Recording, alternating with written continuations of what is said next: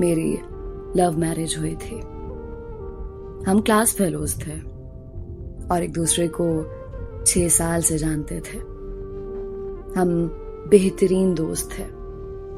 दौरान तालीम ही हमने फैसला कर लिया था कि मेरे शौहर के जॉब में सेटल होने के बाद घर वालों की रजामंदी से हम शादी कर लेंगे।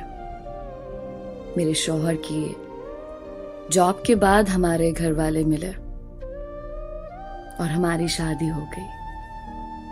अल्लाह ने हमें एक बेटे से नवाजा।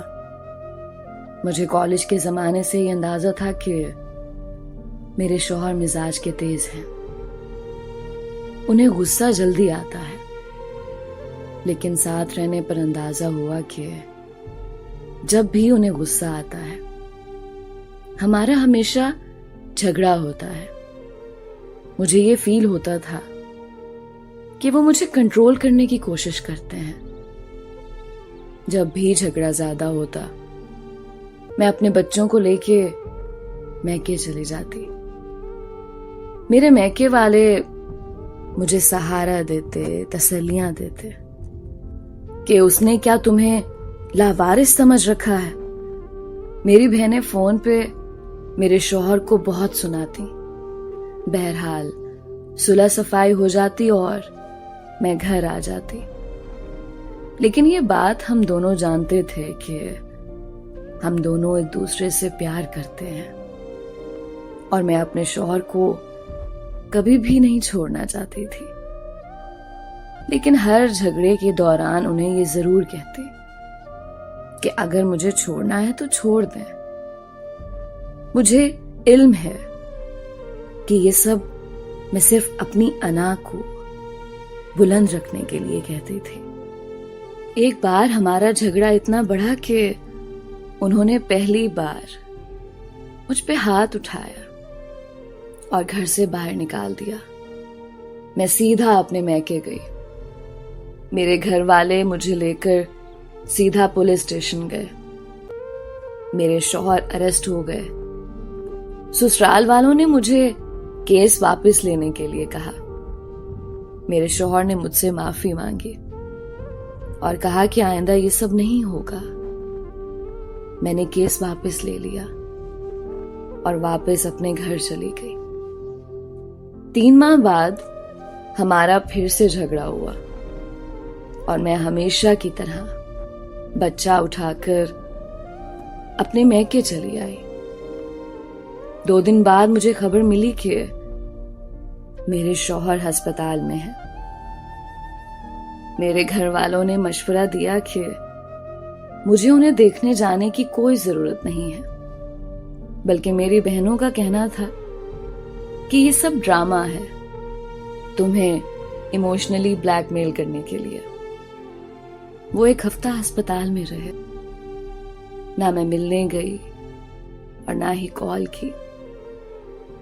कुछ दिनों के बाद मुझे तलाक का समन मिला। मुझे तलाक नहीं चाहिए थी।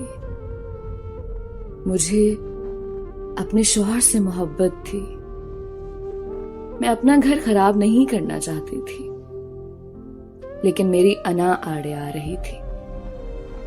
मुझे लगा कि तलाक मना करके मैं नीची हो जाऊंगी।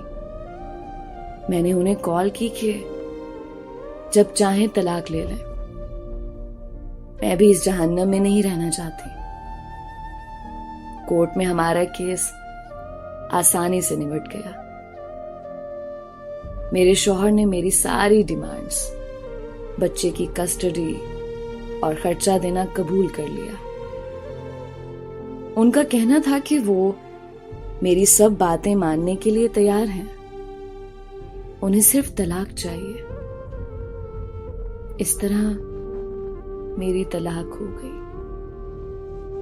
मेरे शौहर ने कुछ अरसे बाद दूसरी शादी कर ली। उनके बच्चे भी हो गए, लेकिन मेरे बच्चे से मिलने अक्सर आते हैं। उसकी हर जरूरत का ख्याल रखते हैं।